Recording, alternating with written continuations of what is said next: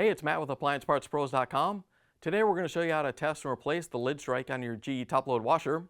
It engages with the lid switch to tell the washer the lid is closed. If your washer lid won't lock, it could be missing or damaged. Some are just a simple strike for the lid switch, while others are made to work with the lid lock.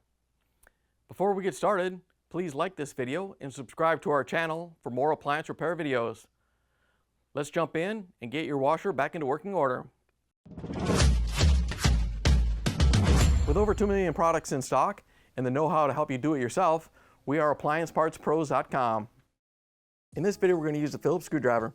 Remember that safety comes first. Always unplug your washer or switch off the circuit breakers to prevent electrocution. With the power safely disconnected, let's dive in and start troubleshooting your GE washer. In order to get to the lid strike, we're going to lift the lid up. The lid strike is located on the bottom of the lid. You'll want to make sure it's not loose or damaged in any way, so it'll work with the door switch. To remove the lid strike, we're going to use a Phillips screwdriver and remove the screws that hold it on.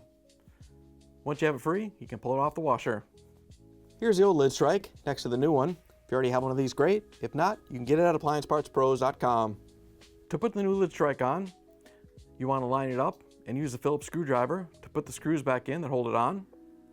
Once you have it installed, you can close the lid, plug the washer back in, and take it for a spin. Great job on replacing the lid strike on your GE top-load washer that the lid won't lock. We hope this video helped guide you through the process.